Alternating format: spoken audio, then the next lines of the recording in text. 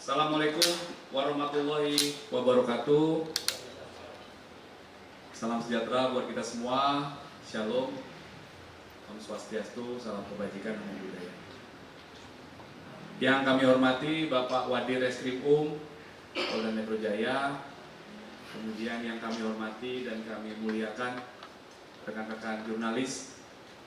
Terima kasih atas kehadiran rekan-rekan.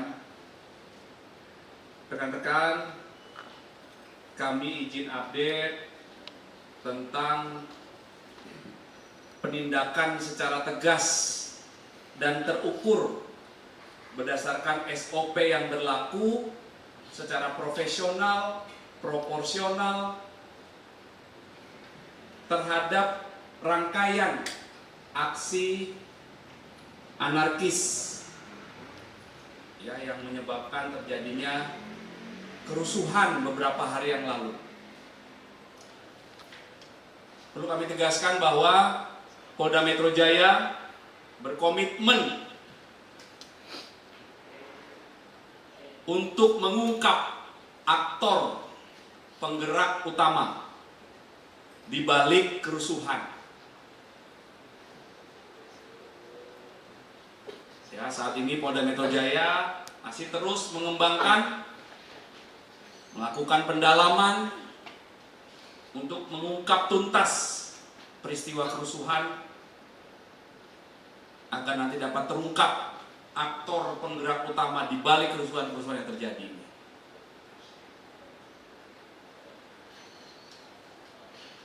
Kemudian perlu kami sampaikan bahwa Bapak Kapolda Metro Jaya berkomitmen menjaga Jakarta, rekan-rekan, ya. Di wilayah hukum Polda Metro Jaya memberikan perlindungan kepada masyarakat. Polda Metro Jaya memberikan rasa aman kepada masyarakat. Masyarakat tidak perlu khawatir. Kami ada 24 jam di lapangan melakukan upaya-upaya kepolisian agar situasi Kamtipmas yang kondusif dapat selalu terpelihara. Kemudian apabila masyarakat membutuhkan bantuan, pihak polisian tolong hubungi 110 ya. Kami terus menyampaikan ini agar masyarakat tidak bingung dalam menghubungi polisi. Ada 110 ya, bebas pulsa, gratis. Kemudian kami juga senantiasa mengaturkan terima kasih kepada seluruh lapisan masyarakat, para tokoh potensi masyarakat, tokoh agama, tokoh pemuda, dan siapapun yang bekerja sama untuk menciptakan situasi Kamtipmas yang kondusif. Rekan-rekan, kami sampaikan lagi bahwa aksi-aksi anarkis ini dimonitor oleh Polda Metro Jaya diawali tanggal 25 Agustus 2025. Hasil monitoring oleh Polda Metro Jaya diketahui beberapa akun di media sosial itu menyebarkan flyer, kemudian menyiarkan secara langsung atau live melalui beberapa akun media sosial yang berisi ajakan anarkis. Hal ini memancing sebagian masyarakat, khususnya pelajar atau anak-anak sekolah untuk datang ke sekitar gedung DPR MPR RI, sehingga terjadi beberapa peristiwa anarkis. Ya, perlu kami sampaikan lagi bahwa yang ditertibkan oleh Polda Metro Jaya adalah perusuh, orang-orang yang mengganggu ketertiban umum ya, terhadap penyampai pendapat atau pendemo atau pengunjuk rasa. Itu dilakukan pelayanan pengamanan penyampaian pendapat tersebut. Tetapi kepada pihak lain yang datang ke lokasi langsung melakukan gangguan ketertiban, diawali dari membakar bendera dari kegiatan sebelumnya, naik ke atas pagar, merusak CCTV dan lain sebagainya. Ya, jadi tindakan-tindakan anarkis itu antara lain vandalisme ya, mencoret-coret fasilitas umum, kemudian pembakaran kendaraan, pengerusakan kendaraan, pengerusakan pagar, pengerusakan CCTV di depan gedung DPR MPR RI, kemudian pengerusakan separator busway, kemudian pengerusakan beberapa fasilitas umum, pembakaran halte bus TJ, kemudian pengerusakan fasilitas atau bangunan-bangunan kepolisian. Kemudian aksi anarkis ini juga melakukan atau diwujudkan dalam bentuk menutup jalan tol, ya, dan juga beberapa peristiwa penjarahan di beberapa kota yang terjadi beberapa daerah di wilayah hukum Polda Metro Jaya, di mana rangkaian peristiwa anarkis ini terjadi dari tanggal 25 sampai tanggal 31. Kemudian apa upaya yang dilakukan oleh Polda Metro Jaya saat menangani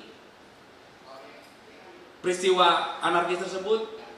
Itu diawali dengan imbauan-imbauan ya oleh semua petugas kami di lapangan kepada para pihak yang ingin merusuh ini, diimbau dulu.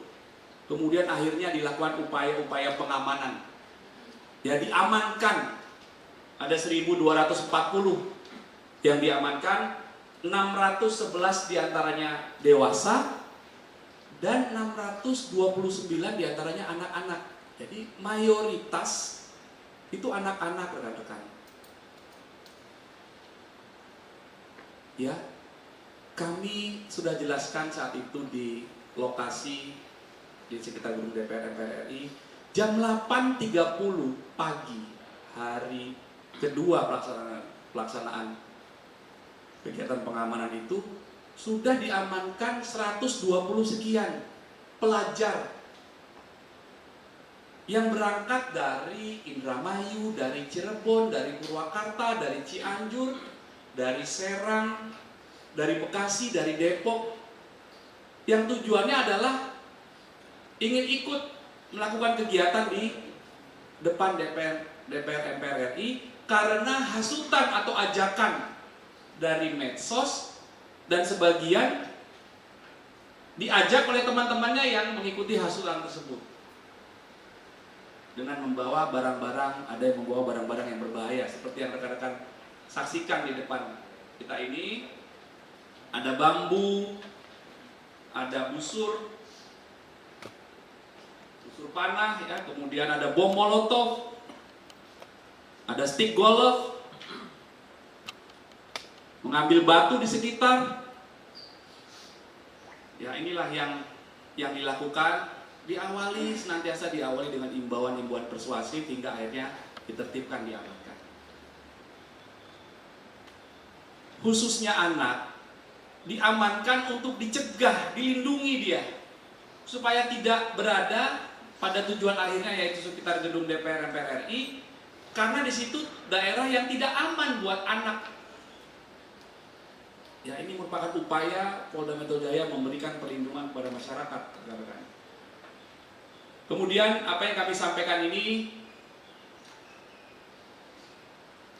dalam ruang lingkup TKP anarkisnya adalah di area gedung MPR RI, DPR MPR RI, kemudian di sekitar Gelora Senayan, kemudian di halte bis TJ di depan sebuah mall inisial F, kemudian di Mapolsek, aksi anarkis di Mapolsek Cipayung dan di Mapolsek Matraman. Kemudian perlu kami sampaikan bahwa akibat rangkaian aksi anarkis ini, yang pertama kami mendapatkan data dari rekan-rekan Pemprov Daerah Khusus Jakarta, fasilitas umum banyak yang rusak, taksiran kerugian sekitar 80 miliar rupiah. Kemudian kerugian yang kami alami terkait fasilitas atau bangunan Polda Metro Jaya senilai 180 miliar lebih. 180 miliar rupiah lebih. Antara lain, yang pertama peralatan atau fasilitas bangunan dari mulai Mako Polres, Mako Polsek, Polsubsektor, Pos Lalu Lintas. Kemudian beberapa material dan peralatan ada 3.430 unit. Kemudian kendaraan ada 108 unit. Kemudian fasilitas bangunan lainnya ada 76 unit. Rekan-rekan, inilah kerugiannya. Kemudian perlu kami update, beberapa waktu yang lalu kami sudah nyampaikan ada sekian tersangka yang telah dilakukan tindakan hukum. Kami update sampai dengan hari ini dalam 4 TKP tadi setidaknya ada 43 tersangka yang sudah kami tetapkan atas peristiwa dugaan rangkaian aksi anarkis. 42 diantaranya adalah dewasa dan 1 adalah anak-anak, ya, anak berusia sebelum 18 tahun. Ya, dengan kelompok pertama adalah yang melakukan penghasutan, ada 6 tersangka dan semuanya telah ditahan, telah dilakukan penahanan. Kemudian yang melakukan pengerusakan bangunan, fasilitas umum, kendaraan, melawan petugas, itu ada 37 orang tersangka, ya. Dari 43 orang ini 38 orang ditahan. Kemudian statusnya adalah DPO. Kemudian 1 tersangka itu dilakukan penahanan oleh Direktur Reserse Siber karena diduga melakukan tindak pidana dengan dasar laporan polisi yang ada di Siber dan juga di Direktorat Reskrim. Kemudian 2 tersangka diminta untuk wajib lapor, kemudian 1 anak itu tidak dilakukan penahanan. Kemudian perlu kami sampaikan bahwa rangkaian peristiwa anarkis ini diawali dari perbuatan para tersangka yang menghasut. Apa saja perbuatannya? Yang pertama, para tersangka melakukan collab posting atau kolaborasi publikasi. Ya, yang kedua, mempromosikan ajakan aksi melalui medsos dan flyer dengan melibatkan influencer atau pemengaruh, di mana yang melihat penonton atau viewersnya ada sekitar 10 juta, yang mempromosikan ajakan kepada anak-anak sekolah untuk turun melaksanakan aksi yang berujung pada aksi anarkis. Dan ini dilakukan sebagai bentuk motivasi dari influencer ini agar mereka, anak-anak, ikut aksi di depan DPR MPR RI, sehingga akhirnya ada juga yang membawa sajam dan benda berbahaya lainnya, antara lain petasan juga. Kemudian perbuatan tersangka yang tergolong dalam klaster penghasut ini adalah menghasut lewat medsos anak-anak dan pelajar untuk melakukan aksi yang berujung anarkis, melawan polisi, ajakan untuk berbuat kerusuhan, serta penyampaian tidak perlu takut karena akan dilindungi. Kemudian dilakukan dengan cara collab posting atau kolaborasi publikasi, sehingga diartikan oleh para anak dan pelajar ini sebagai ajakan aksi anarkis. Ini fakta penyidikan yang ditemukan oleh penyidik.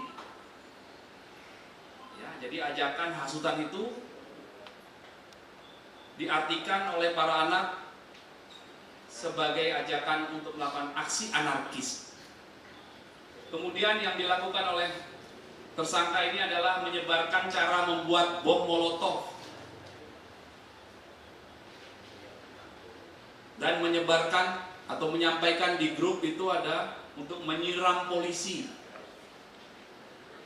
di WA grup. Kemudian perbuatan lainnya adalah menyuruh untuk membuat dan mengirimkan bom molotov ke lokasi yang sudah mereka tentukan. Ya, jadi ini sangat memprihatinkan sekali rekan-rekan. Ajakan hasutannya bukan untuk menyampaikan pendapat, tapi melakukan hal-hal yang berujung pada aksi kerusuhan, ya rekan-rekan. Kemudian kelompok selanjutnya adalah kelompok yang melakukan tersangka anarkis. Ya, ada 37 orang. Tadi yang pertama penghasut 6 orang. Apa yang dilakukan para tersangka ini antara lain membakar motor, merusak mobil, merusak Mapolsek Cipayung, merusak Mapolsek Matraman, merusak separator busway, melempari pengguna jalan umum dan jalan tol, menutup jalan tol dalam kota di depan gedung DPR MPR RI itu. Kemudian merusak sarana prasarana Polda Metro Jaya dan jajaran. Kemudian membakar halte bus TJ, kemudian melempar bom molotov, membakar gerbang tol, melawan dan melukai petugas, dan juga melakukan tindakan pencurian dan perampasan terhadap barang milik orang lain. Sehingga terhadap para tersangka ada beberapa persangkaan pasal yang diterapkan oleh penyidik. Yang pertama, pasal 160 KUHP tentang penghasutan dengan ancaman pidana 6 tahun. Yang kedua, pasal 87 junto pasal 76H junto pasal 15 Undang-Undang Perlindungan Anak tentang merekrut atau memperalat anak dalam pelibatan dalam peristiwa yang mengandung unsur kekerasan dan membiarkan anak tanpa perlindungan jiwa. Ya, seperti perlindungan kami kepada anak jajaran saat ditemukan, diamankan, dilindungi untuk tidak masuk ke dalam area yang membahayakan perlindungan jiwa terhadap anak. Kemudian pasal yang ketiga adalah pasal 45A ayat 3 junto pasal 28 ayat 3 Undang-Undang ITE terkait dengan penyebaran informasi elektronik dan atau dokumen elektronik yang berisi berita bohong atau hoax yang menimbulkan kerusuhan di masyarakat dengan ancaman pidana 6 tahun. Kemudian pasal 170 KUHP tentang kekerasan secara bersama-sama di muka umum terhadap orang ataupun barang dengan ancaman pidana 5 tahun 6 bulan. Kemudian pasal yang kelima adalah pasal 363 KUHP tentang pencurian dan pemberatan dengan ancaman pidana 7 tahun. Kemudian pasal yang keenam adalah pasal 365 KUHP tentang pencurian dengan kekerasan dengan ancaman pidana 9 tahun. Kemudian terhadap yang turut serta melakukan, menyuruh melakukan, atau membantu melakukan tindak pidana juga dijerat dengan pasal 55 dan 56 KUHP. Kemudian pasal yang ke-8 adalah pasal 187 KUHP, yaitu terkait dengan keadaan yang membahayakan keamanan umum, yaitu perbuatan dengan sengaja menimbulkan kebakaran, ledakan, dan ancaman pidananya adalah 12 tahun apabila perbuatannya itu membahayakan terhadap barang dan 15 tahun yang membahayakan terhadap nyawa orang lain dan pidana seumur hidup atau maksimal 20 tahun. Kemudian yang ke-9 adalah pasal 212 KUHP tentang melawan pejabat yang sedang melaksanakan tugas yang sah dengan ancaman pidana paling lama 1 tahun 4 bulan. Dan yang ke-10 adalah pasal 214 KUHP tentang melakukan kekerasan secara bersama-sama terhadap pejabat yang sedang melaksanakan tugas dengan ancaman pidana paling lama 7 tahun. Kemudian yang ke-11 adalah pasal 216 KUHP tentang menghalang-halangi petugas yang sedang melaksanakan tugas dengan ancaman pidana paling lama 4 bulan 2 minggu. Kemudian yang ke-12 pasal 218 KUHP dengan ancaman pidana paling lama 2 bulan 2 minggu. Dan yang terakhir adalah pasal 406 KUHP tentang pengerusakan barang milik orang lain ataupun fasilitas umum dengan ancaman pidana paling lama 2 tahun 8 bulan. Jadi ini merupakan upaya Polda Metro Jaya atau Bapak Kapolda Metro Jaya menindaklanjuti arahan dari Bapak Presiden dan Bapak Kapolri terkait dengan menindak tegas para pelaku aksi anarkis yang menyebabkan terjadinya kerusuhan. Dan Polda Metro Jaya berkomitmen mengungkap aktor penggerak utama di balik kerusuhan ini. Nah, jadi saat ini terus Polda Metro masih terus melakukan pendalaman dan mengembangkan peristiwa ini, ya. Demikian rekan-rekan penjelasan update dari kami. Semoga ini dapat memberikan keterangan yang lebih dapat dipahami, ya, oleh masyarakat. Dan sekali lagi kami mengimbau agar situasi Kamtipmas sama-sama kita jaga, kerjasama untuk mewujudkan situasi Kamtipmas yang kondusif untuk menjaga Jakarta. Terima kasih rekan-rekan. Baik, silakan Mbak dulu ya, mic-nya.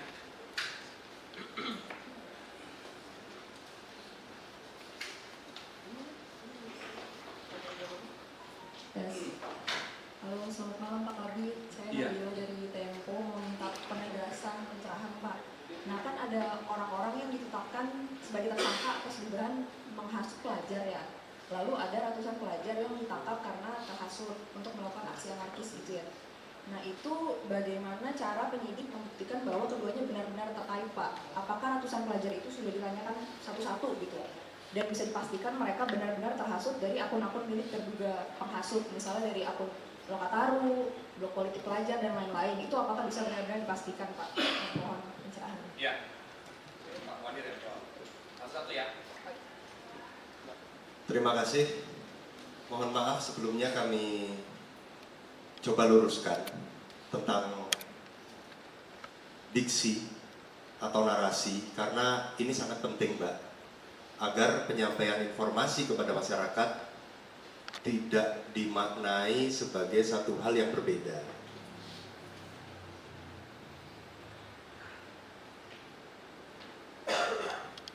Mengenai penangkapan terhadap anak, saya luruskan, tidak ada anak yang ditangkap pada saat aksi penyampaian pendapat di muka umum.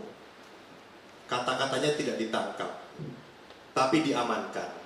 Langkah jajaran Polda Metro Jaya, termasuk di dalamnya Direktorat Reserse Kriminal Umum, mengamankan para pelajar ini kepentingannya bukan untuk ditangkap.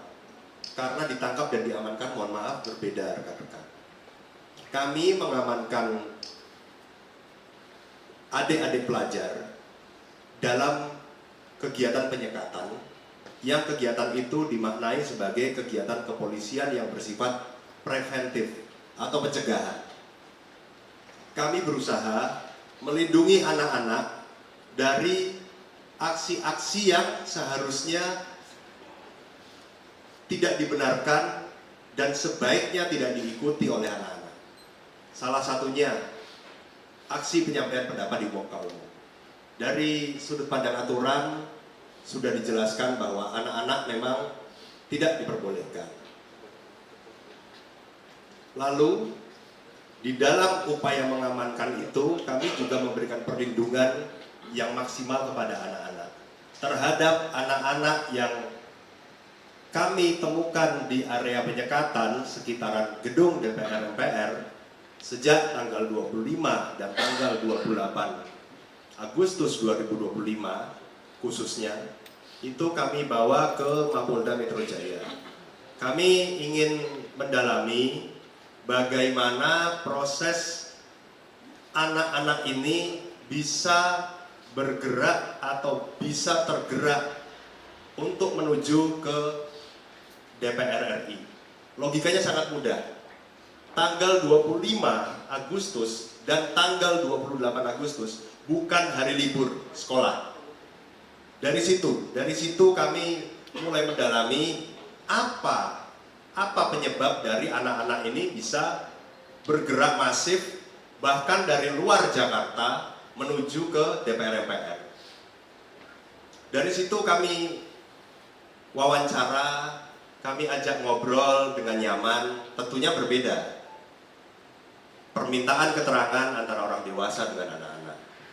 KPAI juga menyaksikan sendiri dan kami berikan akses untuk mewawancarai secara langsung anak-anak yang berada di Polda Metro Jaya. Dari situ kami melihat bahwa rangkaian penyelidikan, rangkaian pengumpulan informasi yang dilakukan oleh Direktorat Intelijen, Direktorat Reserse Kriminal Umum, Direktorat Reserse Siber Polda Metro Jaya memiliki pola kesamaan yang sama. Ada ajakan dalam bentuk konten, dalam bentuk narasi yang diterima oleh anak-anak di dalam media sosial, di dalam gadget. Dari situ kami perdalam kembali bentuk narasi seperti apa sehingga anak-anak bisa tergugah untuk ikut aksi tersebut. Terdapat kalimat-kalimat spesifik seperti seruan, ajakan yang tentunya kami mengerti karena memang dinamika aktivitas di bulan Agustus cukup dinamis sejak awal. Tidak hanya di Jakarta, tetapi di beberapa daerah lain. Sebagai contoh Kabupaten Pati. Saya rasa itu juga sangat menarik perhatian publik, sangat menarik perhatian media, dan narasi-narasi itu terus berkembang. Sejak peristiwa di Kabupaten Pati, sejak peristiwa rangkaian 15 sampai 17 Agustus, dan setelahnya. Banyak pihak-pihak yang menyuarakan aspirasi seperti teman-teman dari buruh, teman-teman dari mahasiswa, namun ada satu klaster khusus yang kami melihat ada upaya untuk mengajak pelajar dan anak agar ikut termobilisasi. Kepentingannya apa? Lalu kami lakukan pendalaman dan di tanggal 25 itu kami melihat dengan jelas terdapat massa yang tidak terkoordinir, sebagian besar anak-anak. Tidak teratur, tidak dalam ikatan satuan aksi atau apapun, tetapi datang tanpa tujuan yang jelas ke sekitaran DPR MPR. Temuan yang kami lihat di lapangan ini berbanding lurus dengan temuan yang kami lihat dalam upaya kami mengumpulkan informasi baik dari media online, media elektronik maupun media sosial. Jadi tidak serta-merta kami melihat ada suatu penghasutan yang masif, suatu mobilisasi anak yang masif. Tidak pada saat setelah terjadinya kericuhan saja, tapi bahkan sebelum aksi-aksi di Pekanlalu Jakarta, kami sudah memetakan. Dari adanya persesuaian itu, antara anak-anak yang kami wawancarai, temuan di media, lalu perkembangan situasi yang terjadi, kami merangkai, ternyata ada kesamaan pola, ada upaya masif yang terjadi di media sosial dengan sasaran spesifik anak. Jelas, itu jelas. Lalu kita pelajari struktur polanya. Setelah kita pelajari struktur polanya, ini sebuah sistem yang bekerja. Mungkin tidak akan selalu terhubung, tapi jaringan ini bergerak dengan tujuan yang sama, menjadikan anak, menjadikan pelajar sebagai tameng, sebagai martir di berbagai aksi. Yang setelah kita lihat, karena tidak terkoordinir, karena tidak mengerti tuntutan spesifiknya, terjadilah peristiwa-peristiwa yang berujung kericuhan. Saat telah terjadi kericuhan, kami yakin bahwa ada sebuah peristiwa pidana dalam upaya mobilisasi anak ini, dalam upaya menghasut. Bahasanya juga semakin spesifik. Proporsi pelibatan anak sejak tanggal 25 dan tanggal 28 sampai dengan tanggal 31 juga mengalami tren peningkatan. Hasil analisis kami yang mengikuti di dalam media maupun di lapangan langsung. Pelibatan anak di awal minggu tanggal 25 itu mencapai 51%. Ini sudah sangat mengkhawatirkan. Di peristiwa pasca tanggal 28 terdapat kericuhan yang merembet ke beberapa titik. Ini terdapat lonjakan mobilisasi anak menjadi 72%. Ini dalam konteks kita melihat dan dalam semangat perlindungan anak, ini angka-angka yang sangat mengkhawatirkan apabila aksi-aksi yang tidak terkoordinir, pelibatan anaknya jauh lebih besar daripada orang dewasa itu sendiri. Sehingga kami melihat bahwa penegakan hukum terhadap kelompok-kelompok penghasut, kelompok-kelompok yang berkolaborasi, kelompok-kelompok yang memanfaatkan influencer untuk melibatkan anak dan berimbas terhadap terjadinya kericuhan di beberapa titik yang berimbas terhadap perusakan tidak hanya aset pribadi tetapi juga fasilitas sosial, fasilitas umum dan fasilitas negara di berbagai kota. Ini sebuah peristiwa pidana. Semangatnya bukan hanya penegakan hukum, tetapi jauh melampaui itu. Semangatnya adalah bagaimana kami menjaga, membentengi anak dan pelajar ini sebagai generasi penerus bangsa agar tidak terkontaminasi hal-hal yang belum menjadi porsi pemikiran anak-anak, dan juga bahkan belum diketahuinya sebagai perbuatan-perbuatan yang kita ketahui bersama, perbuatan-perbuatan yang diatur dalam peristiwa pidana. Ini yang menjadi esensi mengapa terdapat klaster penghasut, terdapat 6 pelaku yang ditangani oleh Direktorat Reserse Kriminal Umum bersama-sama dengan Direktorat Reserse Siber. Kami melihat situasi sudah semakin mendesak untuk dilakukan penegakan hukum. Betul-betul pertimbangannya hanya perkembangan situasi. Bukti-bukti yang kami kumpulkan masih terus berjalan sampai saat ini. Pemeriksaan secara paralel untuk mengungkap keterhubungan mereka juga sampai saat ini masih terus berjalan. Mudah-mudahan nanti di hari ke depan kami bisa menyampaikan progres-progres kepada teman-teman media. Mungkin itu jawaban dari saya. Terima kasih. Terima kasih Pak. Ya, Pak. Silakan Pak. Malam Pak Tobit, Pak Wadir, Jihan dari Kompas TV mau tanya, ini kan kita ketahui bahwa dari Direktur Lokataru sudah ditangkap begitu ya, dan ada minta konfirmasinya juga sekalian terkait penggeledahan kantor dari Lokataru sore ini, ada barang yang diamankan nggak sih Pak? Mungkin itu aja. Terima kasih. Kami membenarkan bahwa salah satu klaster tersangka yang kami ungkap dalam upaya penghasutan atau mobilisasi anak ini adalah salah satu direktur di yayasan atau lembaga inisial LF. Itu benar. Lalu hari ini mungkin rekan-rekan media juga sudah tahu, sore tadi tim penyidik dari Direktorat Reserse Kriminal Umum Polda Metro Jaya melakukan penggeledahan di satu tempat di Jakarta Timur. Itu merupakan bagian yang tidak terpisahkan dari rangkaian penyidikan terhadap klaster 6 ini. Tentunya dalam upaya kita melengkapi dan menambah bukti-bukti yang memang diperlukan untuk proses penyidikan. Hasilnya masih belum karena penyidik masih menyelesaikan upaya penggeledahan dan menginventarisir ulang barang-barang yang didapat untuk nanti dipergunakan dalam proses penyidikan. Terima kasih. Pak, ini Pak, ada apa saja Pak yang disita mungkin Pak dari kantor Lokataru?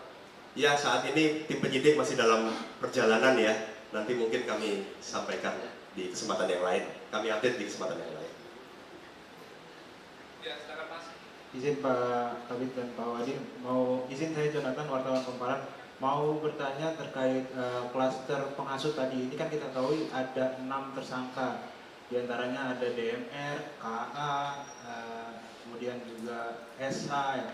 Ini dari publik banyak yang menyampaikan permintaan bahwa agar mereka itu dibebaskan. Dari kepolisian sendiri mungkin ada nggak sih langkah-langkah atau upaya untuk melakukan restoratif justice mungkin, atau mungkin melakukan penangguhan penahanan terhadap mereka.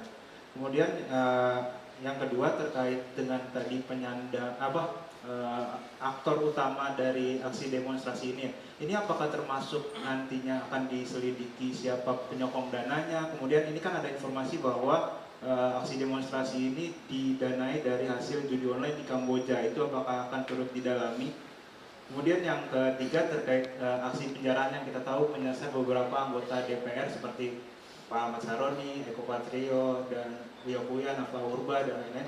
Itu apakah saat ini Polda Metro Jaya sudah menetapkan tersangkanya Pak? Itu aja Pak, terima kasih. Terima kasih. Rekan-rekan sekalian, penegakan hukum terhadap klaster penghasut dengan 6 tersangka ini kami lakukan sekali lagi di luar dari kepentingan hukum itu sendiri, di luar dari kepentingan kepastian hukum itu sendiri. Kami juga melihat perkembangan situasi dan kepentingan umum, serta ini langkah dari Direktorat Reserse Kriminal Umum untuk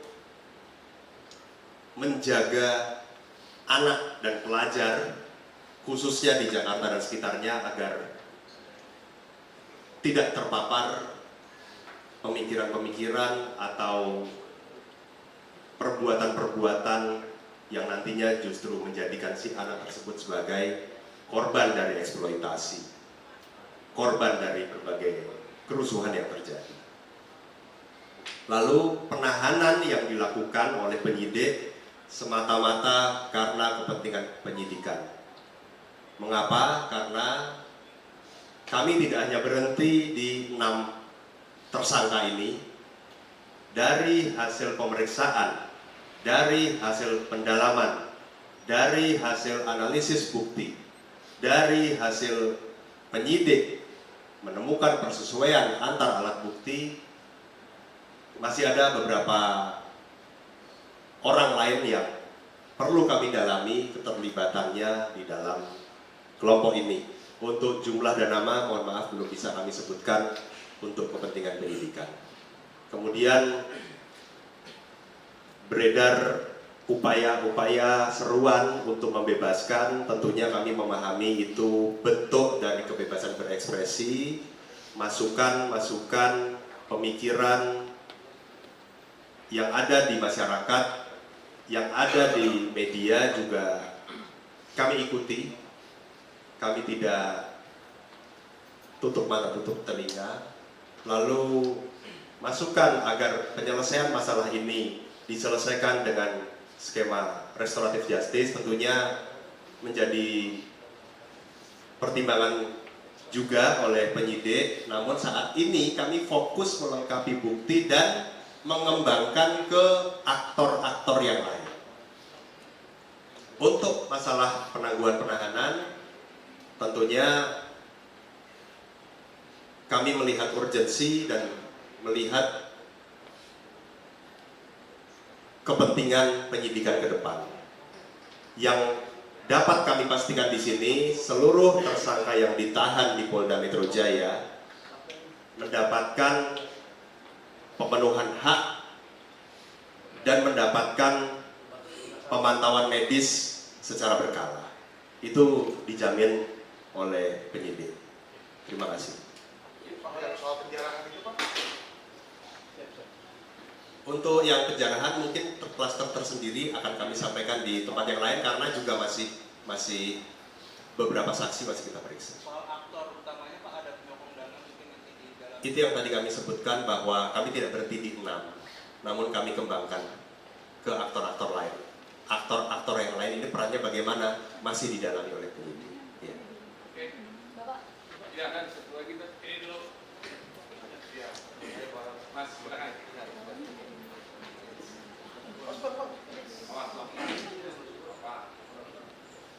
Izin Pak Wadir dengan Pak Kabit, Pak ingin menanyakan sekarang dari Kompas, ini beberapa hal yang ingin kami tanyakan tadi sudah soal penyokong dana karena di beberapa kami kan juga pernah masuk ke area demo itu Pak, maksudnya ke area yang mereka akan melakukan anarkis. Waktu itu saya masuk ke Semanggi gitu, ke arah DPR, kemudian mereka makan dan minum, terus juga petasan, itu kan berarti tidak berdasarkan kemampuan mereka sendiri, pasti ada penyokong dana. Nanti Bapak sudah sampaikan, kita akan telusuri lagi. Tapi kami ingin menanyakan apakah kita sudah berkoordinasi dengan PPATK untuk melihat kemungkinan adanya aliran dana yang masuk ke mereka-mereka ini Pak. Itu yang pertama. Yang kedua, ini ada yang menyebut bahwa ini ada tim anarko gitu. Apakah mereka-mereka ini yang ditangkap atau yang sudah didata ini, yang anak-anak ini yang sudah dibebaskan ini sudah pernah terlibat dalam tindak pidana yang lain seperti tawuran misalnya? Itu apakah mereka tercatat di situ Pak? Kalau mereka seperti itu kan berarti mereka sudah terbiasa untuk melakukan hal-hal seperti itu. Itu yang kedua. Yang ketiga Pak, kerusakan di halte, 6 halte terbakar dan belasan halte juga mengalami vandalisme itu kan terjadi serentak ya Pak ya, di malam tanggal 29 Agustus setelah penyerangan Polda Metro Jaya. Sepertinya sangat kecil kemungkinan anak-anak itu bisa melakukan kerusakan dan vandalisme secara serentak tanpa ada arahan dari orang yang profesional gitu. Apakah kita sudah sampai ke sana? Terima kasih. Ya, terima kasih. Apa yang tadi dilihat sebagai temuan di lapangan itu juga kami masukkan dalam temuan yang kami analisis. Bagaimana petasan, bagaimana bekal yang dia bawa, itu sudah kami temukan dalam bukti-bukti yang tadi kami jelaskan bahwa rangkaian yang terjadi di tanggal 25 sampai 28 itu terhadap anak-anak yang bisa kami lakukan langkah prevensi, kita amankan, itu kami temukan bukti tersebut. Jadi memang ada aliran dana ke sana ya, menyokong logistiknya mereka. Ada indikasi anak diberi kompensasi untuk melakukan aksi. Itu masih dalam pendalaman oleh penyidik. Betul, itu jadi salah satu data awal yang kami pergunakan untuk mengungkap jaringan ini, kelompok ini. Itu betul. Lalu apakah sudah berkoordinasi dengan PPATK? Sudah. Kami juga ingin menelusuri apakah ada aliran dana tertentu kepada kelompok ini atau mereka lebih bersifat kolektif. Lalu saya berusaha untuk tidak menggunakan diksi anarko, tetapi saya menggunakan diksi kelompok perusuh dari peristiwa ini. Bagaimana mereka bisa secara bersama-sama di waktu yang sama melakukan aksi perusakan di fasilitas umum, fasilitas sosial maupun fasilitas negara. Rangkaiannya sedang kami pelajari karena di dalam klaster 6 tersangka itu ada juga satu tersangka yang memang memiliki peran untuk membuat molotov, lalu menginformasikan di mana titik-titik petasan dan molotov itu tersedia.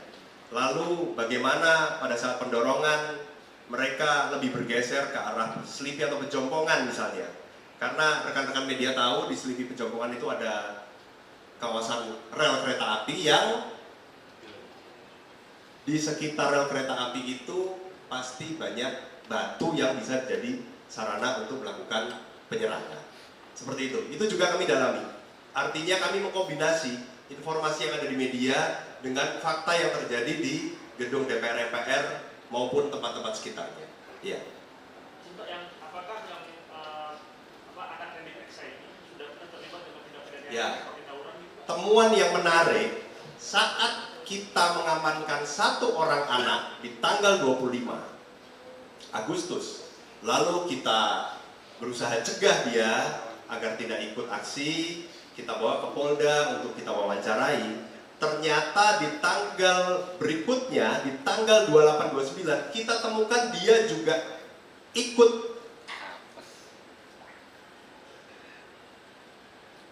ke aksi yang berada di DPR MPR. Lagi-lagi motifnya sama, ikut diajak melalui media sosial, beberapa platform, ikut dari ajakan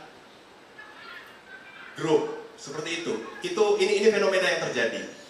Ini fenomena yang terjadi. Lalu temuan lain yang perlu mungkin di highlight dalam konteks perlindungan anak, terdapat klaster pelaku aksi 22 orang yang positif narkotika.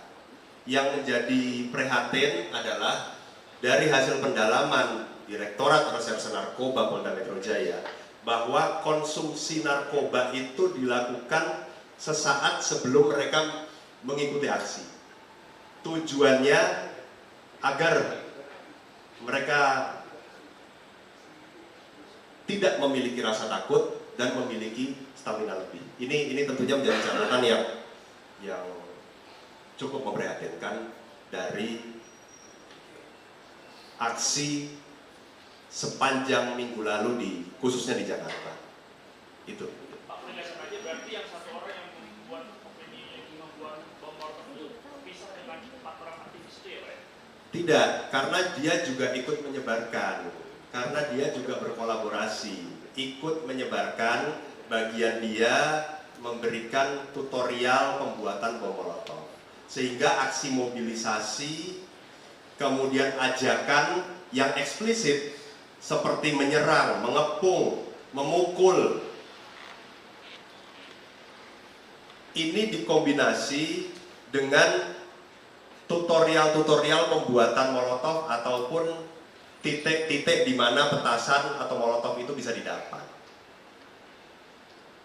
Lalu yang terjadi seperti rekan-rekan lihat di minggu lalu, di beberapa titik terjadi perusakan, pembakaran, penyerangan kepada petugas menggunakan petasan, penyerangan kepada sarana petugas menggunakan molotov. Semua yang kami lihat di lapangan ini, kami temukan juga provokasi dan hasutannya di media sosial. Seperti itu. Berarti kemungkinan menambah yang klaster penghasut itu kemungkinan akan bertambah ya Pak, dengan pencarian adanya. Sudah muncul beberapa nama. Ya. Oke. Mas. Malam Pak Kabit, Pak Wadir. Dulu berita satu, saya ingin tahu terkait dengan jumlah tadi sekitar 1.200-an yang diamankan. Itu sejauh ini apakah memastikan lagi apakah mereka sudah semuanya dikembalikan ke orang tua? Terus yang kedua terkait dengan tadi kan jumlah yang diamankan. Kalau saya ingin tahu terkait dengan jumlah anggota kepolisian atau pihak keamanan yang terluka ada berapa? Terus ketiga mungkin tadi sempat dikatakan bahwa tadi sore sudah ada salah satu tempat yang diperiksa Lokataru di daerah Jakarta Timur yang digeledah. Sejauh ini apakah rumah tersangka yang lain yang 6 penghasut ini juga termasuk digeledah? Dan saya ingin tahu terkait dengan nyambung tadi pertanyaan teman-teman, mungkin dari ke-6 orang itu apakah sudah ditanyakan pula siapa orang yang dalam tanda kutip mendanai mereka untuk melakukan penghasutan ini? Terima kasih.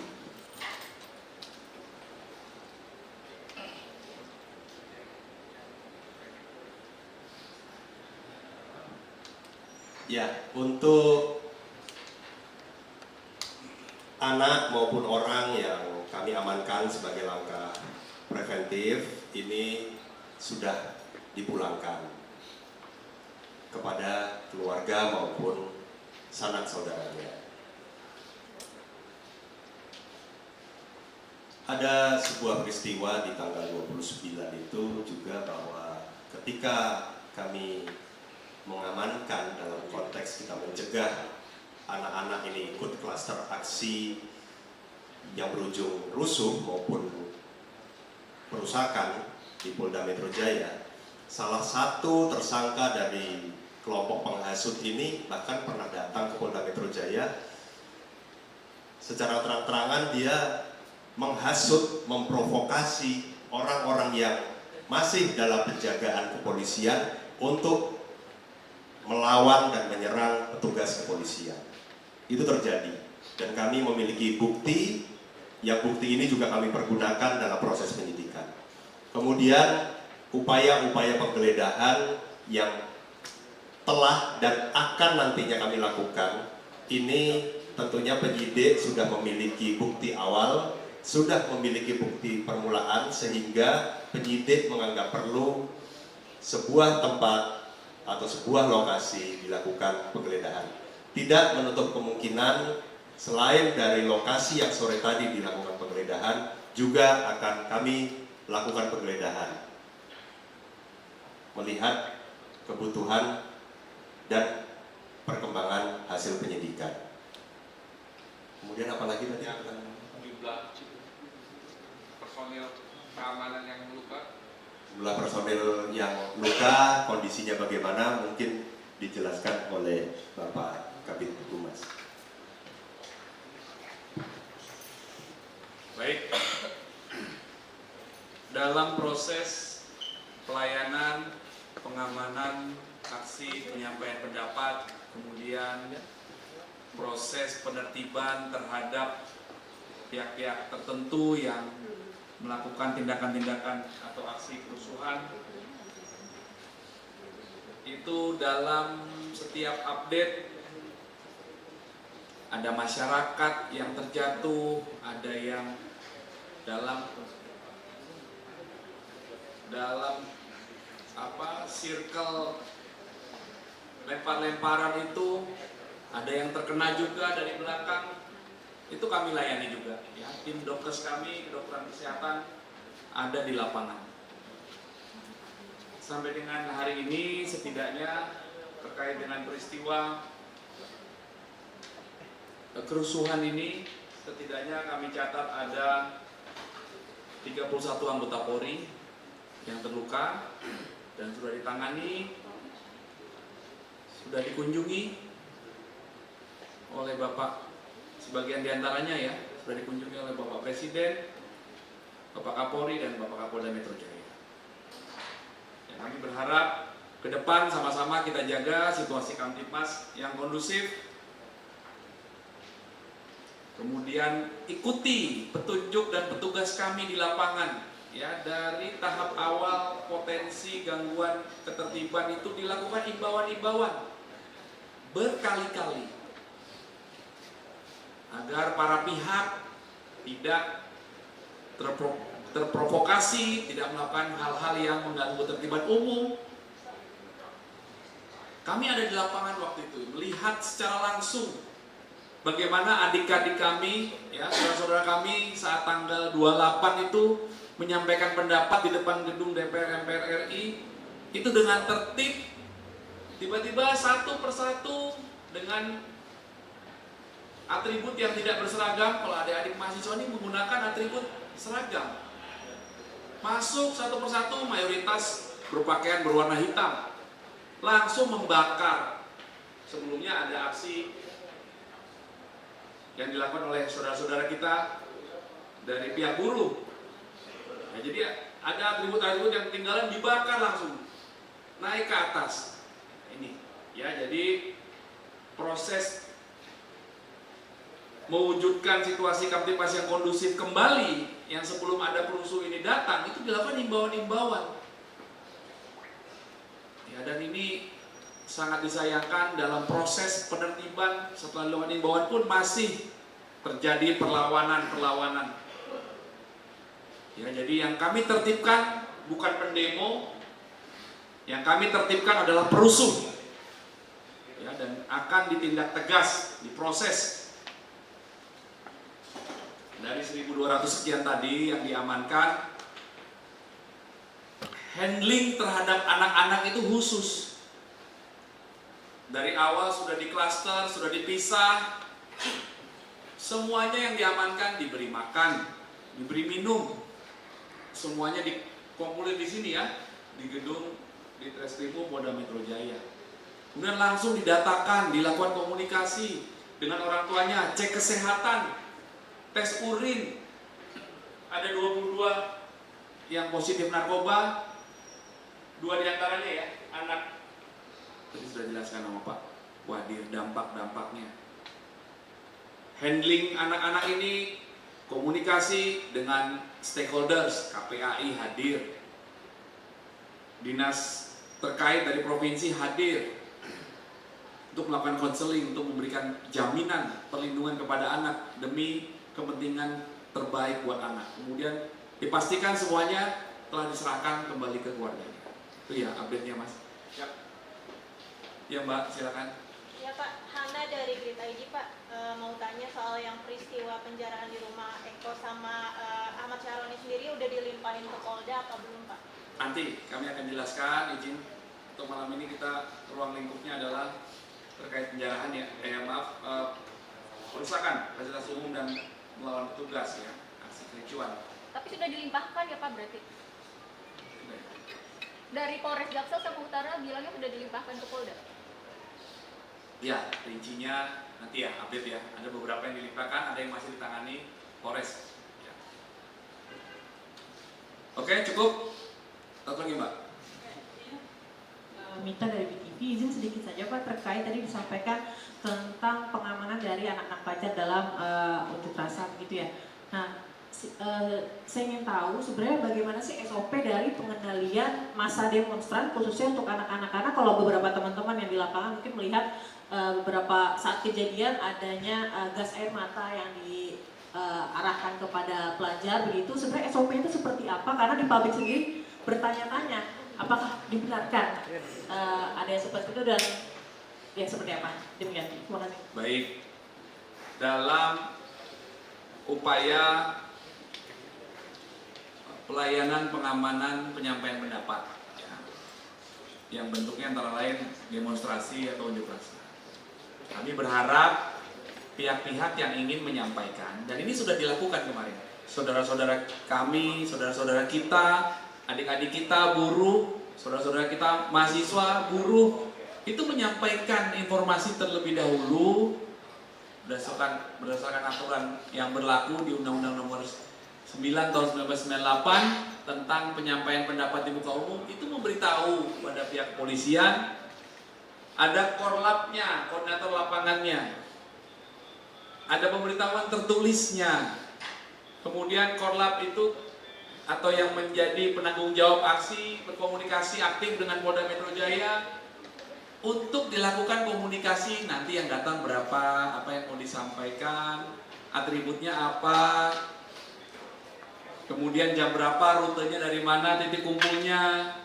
Ini terjadi komunikasi yang baik. Berdasarkan hasil komunikasi itu, Polda Metro Jaya berkewajiban untuk memberikan pelayanan pengamanan dengan menyiapkan konsep rencana pengamanan. Di sisi lain, deteksi dini terus dilakukan. Makanya rekan-rekan dari jajaran Polres itu melakukan upaya-upaya perlindungan, pencegahan, penyekatan tadi. Ya, penyekatan. Ya, ada ratusan anak yang berhasil diamankan, dicegah. Diamankan untuk dilindungi, dicegah. Tapi tentunya karena dinamika situasi di lapangan, ada yang dicegah, ada yang tidak tercegah karena lokasinya jalan masuk menuju DPR RI itu bisa dari berbagai arah. Nah, begitu kejadian ketidaktertiban pun, itu petugas di lapangan juga sudah mengidentifikasi ada anak-anak, kan kelihatan secara kasat mata, ini anak, dan sudah diingatkan. Nah ini yang kami sayangkan, karena tadi ada hasutan, ada yang 2 orang mengkonsumsi narkoba. Ya Pak khawatir kalau masalah cerita. Interogasi satu anak, kenapa bawa stick golf dipegang? Loh kok megangnya gitu? Kenapa? Ya memang untuk memukul petugas. 13 tahun ya Pak Wadir ya. Ini sangat memprihatinkan. Jadi SOP-nya adalah tahapan-tahapan. Mari kami tegaskan tadi ada imbauan secara persuasif. Tahapan SOP-nya ada. Jadi mohon dengan hormat teman-teman media juga menyampaikan bahwa yang ditertibkan adalah perusuh, Mbak. Bukan pendemo yang ditertibkan, bukan. Perusuh. Itu berbeda. Ya. Mbak bisa bayangkan kami di lapangan jalan tol ditutup, ini kita pelemparan dan lain sebagainya. Itu bukan penyampaian pendapat, bukan sama sekali. Dan proses pergantian orang akhirnya tergeser malah. Adik-adik mahasiswa itu yang tanggal 28 itu kelihatan tergeser, malah jadinya langsung ramai. Tidak pernah menyampaikan pendapat satu kalimat pun. Itu hal yang berbeda, makanya sudah kami tegaskan hati-hati. Nah, itulah pentingnya komunikasi dengan pihak yang menyampaikan pendapat. Ayo sama-sama jaga, jangan sampai ada penyusup, jangan sampai ada orang-orang yang tidak bertanggung jawab yang ingin memanfaatkan situasi. Ya. Namun situasi sampai dengan saat ini aman terkendali. Patroli skala besar itu melibatkan semua pihak, stakeholders dengan TNI bersama-sama. Kami juga terima kasih kepada media yang sudah terus memberitakan. Banyak apresiasi pada kita semua ya. Kita kan kerjasama juga bahwa perlindungan rasa aman itu dirasakan oleh masyarakat ya, terkait dengan kerjasama kita bersama untuk melakukan pemeliharaan Kamtibmas. Itu ya, Mbak. Cukup? Baik, terima kasih rekan-rekan atas kehadirannya. Semoga berkah untuk kita semua. Kami berkomitmen terus untuk menjaga Jakarta. Terima kasih. Assalamualaikum warahmatullahi wabarakatuh. Salam presisi.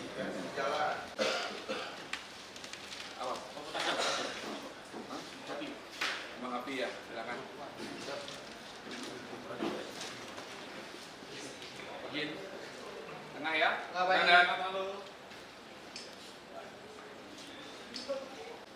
Oke. Kiri.